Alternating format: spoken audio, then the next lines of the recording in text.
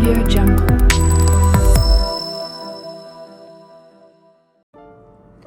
Barchaga assalomu alaykum do'stlar, yana bir bor sizlar bilan Texno xabar kanali hamda Shohjahon Sultonov.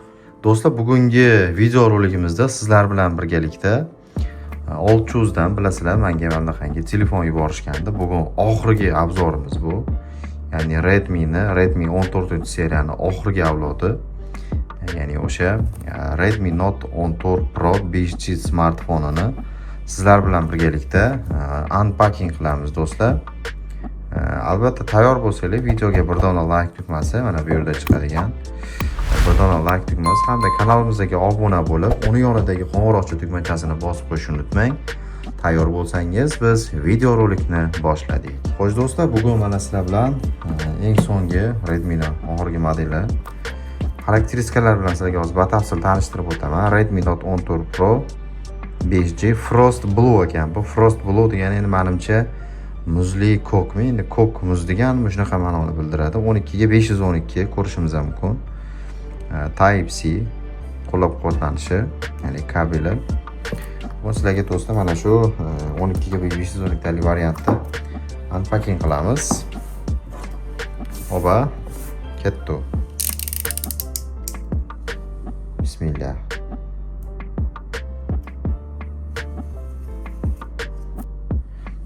Va bizda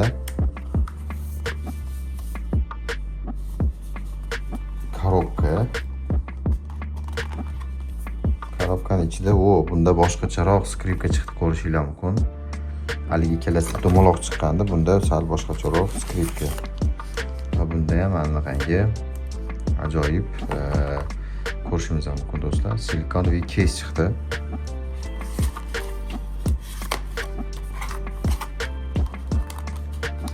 Silikonoviy case har doimgidek o'sha bir xil silikonoviy case do'stlar. Va telefonimizni olamiz. Mana nimalari bor buni. Wow, telefonlar rangi o'zgacha ekan to'g'risi. Tagidagi ham boshqacha chiqdi buni qog'ozlari. Wow, do'stlar, mana sizlarga haqiqiy monster desa bo'ladi. Mana bu narsa. Og'irgina.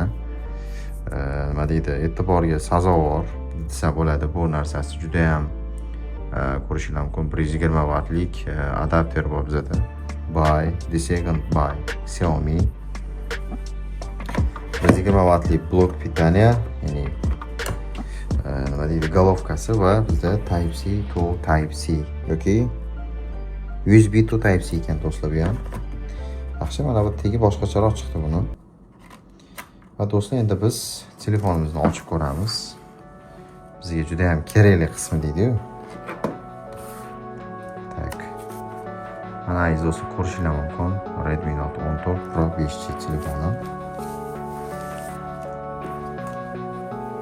Tak. Hissiyot do'stlar salkam bir xil. Bundan oldingi model bilan, faqat menga yoqqan tarafi mana. Wow. Bu menimcha bu do'stlar plastmassa bo'lishi kerak. Orqasi mana ko'rishinglar mumkin. 5G deb yozilgan, yozuvlar tushirilgan. Ya'ni telefonimizga gap bo'lishi mumkin emas. Mana ma'lumotlarni ko'rsatib o'tay sizlarga.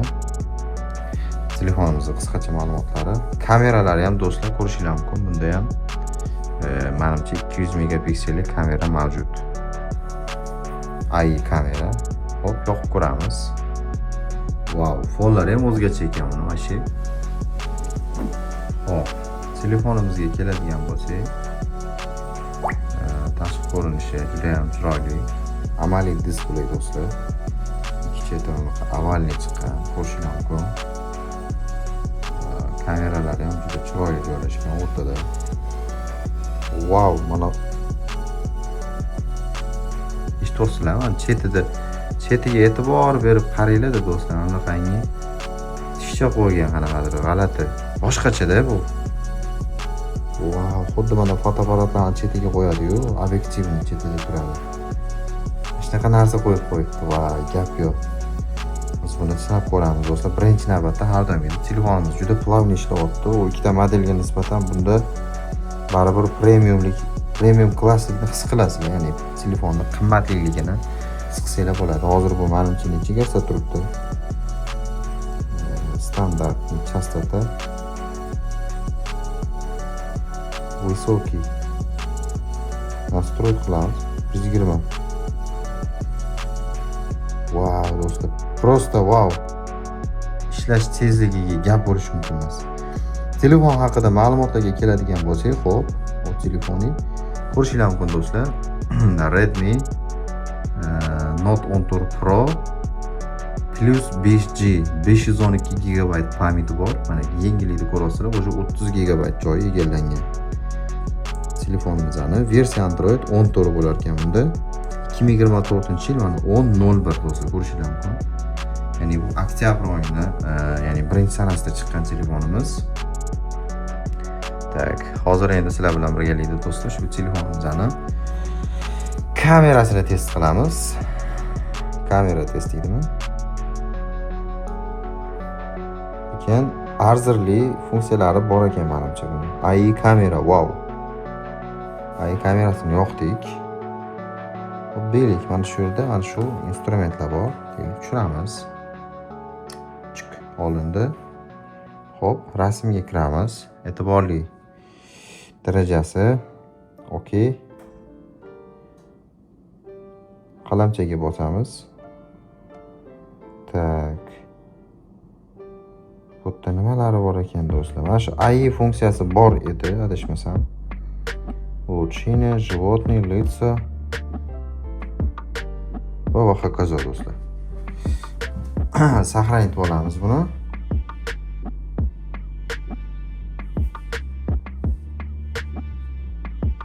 Gap bo'lish mumkin emas.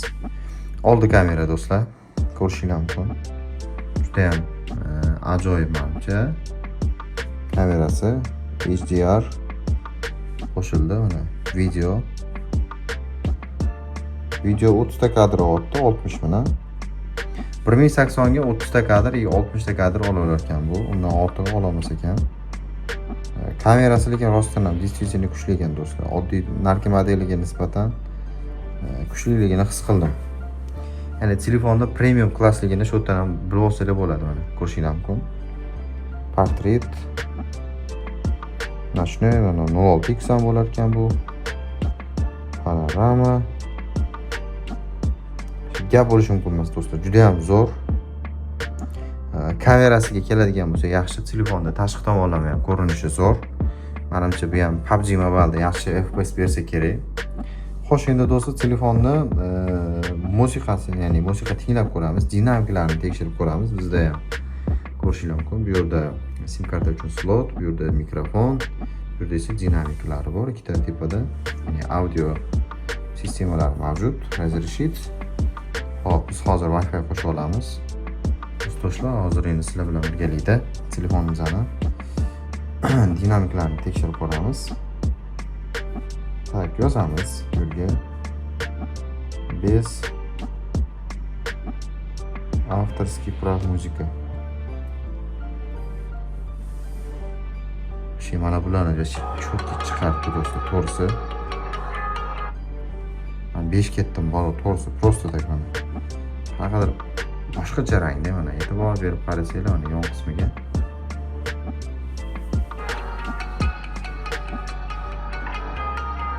Displeylari ham juda zo'r mana.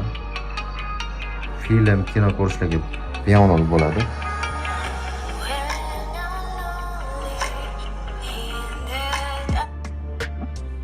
Ko'rishingiz mumkin mana.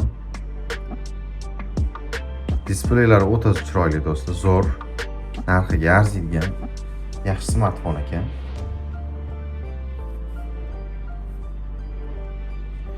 Zo'r do'stlar, menda ozgincha internet muammo bo'lgani sababli musiqa, ya'ni katta kачествоni ko'tara olmadi telefonimiz.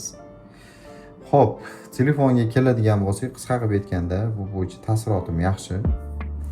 Narxiga ishlatsa bo'ladi. Takoy manaqa yurganda ham gaplash uchun normalniy telefon menimcha budjetiga arziydi. Albatta ushbu telefonimizni o'lchovdan xarid qilsangiz bo'ladi. Men описаниеda narxlarini bemalol shu ссылка orqali o'tib xarid qilsangiz bo'ladi do'stlar. Xo'p. Tak. Bu telefonimizda ham normalniy, menimcha ma'lumotlari yaxshi. Shuning bilan do'stlar, obzorimizni shu yerda yakunlaymiz. Menimcha bugungi telefonimiz ham o'zi nihoyasiga yetdi. Sababi bundan ortiq obzor bo'lmasa kerak menimcha. Endi men batafsilroqini to'liq yadro-pedrolarni gapirib o'tirmayman. Sababi u narsa menimcha hammaga ham qiziq emas. Insondan avvalambor telefonning qulayligi va tashqi ko'rinishi muhim. Asosiy ishi shu kamera ili o'yinlar uchun qotmasligini ko'rsatib berish edi. Nasib bugungi videorolikda do'stlar mana shu yerda yakunlaymiz va sizlar bilan keyingi rolikimizda albatta shu har doim kutgan PUBG Mobile testini do'stlar kanalimizga joylaymiz. Xullas do'stlar, videorolikimiz yoqqan bo'lsa, bir dona like tugmasi hamda kanalimizga obuna bo'lib, uning yonidagi qo'ng'iroqcha tugmachasini bosib qo'yishni unutmang. Sizlar bilan har doimgidek Shohjahon Sultonov hamda Texno xabar bo'ldi. Kelgusi videoroliklarda ko'rishguncha sog' bo'linglar, salomat bo'linglar. Hammanglarga kattakon rahmat. Preview.